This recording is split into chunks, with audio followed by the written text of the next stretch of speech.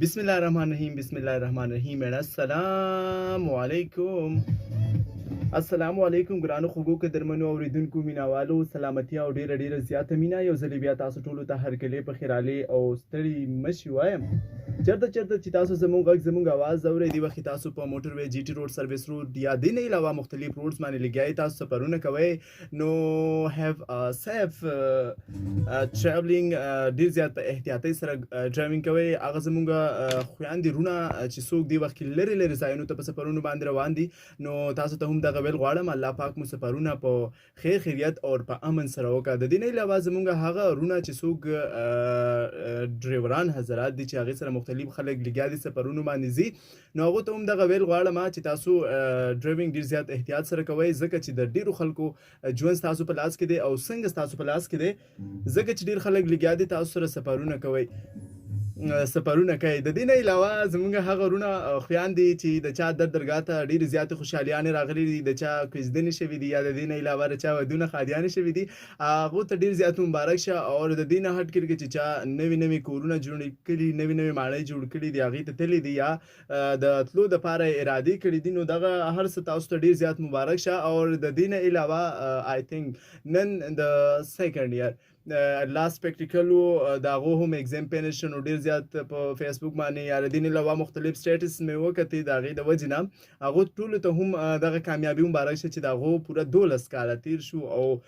هغو مخکې لګیا دي خپل سفرونه او د خپل تعلیم هلې ځلې کوي لګیا دي همدغه شانتې خپل محنت کوئ او د دې نه علاوه زموږ هغه رونه چې څوک په تعلیمي میدان کې ډېر زیات کامیاب شوي دي هغه میدانونه چې د هغې دپاره لګیا او د ډیر وخت هغه محنتونه کول او د ډیر وخت پورې هغه ځان د پاره یو لار سټ کړی و او هغه لار ته نن هغه ګام هغه پورته کړی او په هغه لار کې هغه کامیاب شونه تاسو ته هم ډیر زیات مبارکي در کومه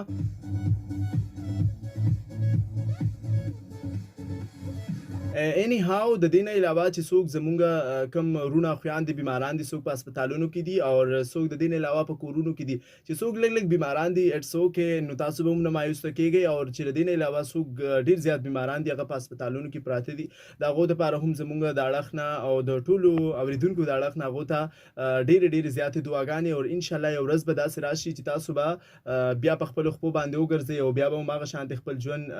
شروع کړئ څنګه چې تاسو روغ وئ او په هغه وخت کې تاسو خپل ژوند کو د دې نه علاوه د ګرمۍ زور بیا واپس بیرته شروع شو د هغې وجه دا ده چې بارانونه ختم شو نو واپس په ګرمي په شیرېدو باندې شوه نو د دغې دپاره هم تاسو د خپل ځان هم ډېر زیات حفاظت کوئ د خپلو ماشومانو هم د دې نه علاوه په کور کې د هغه څیزونو استعمال ډېر زیات کوئ چې په هغې سره د ګرمۍ زور ختمیږي بالکل نو کوشش به دغه کوئ چې تاسو د خپل ماشومانو سره د خپل ځانونو هم ډېر زیات خیال وساتئ او ګرمي ته په څه طریقه باندې الوداع ووایئ او هغې نه ځان خلاص کړئ د دې نه هټ کر کې تاسو ټولو ته پته ده چې 14 اګست یعنی 14 اګست را باندې د هغې دپاره به هم مونږ فرجوش د خوشحالۍ مظاهره کوو ځکه چې تاسو ټولو ته پته ده چې په دغه ورځ باندې څه واقعه شوې وه نو نن زما د موبایل مطابق یا زما د ګړۍ مطابق نن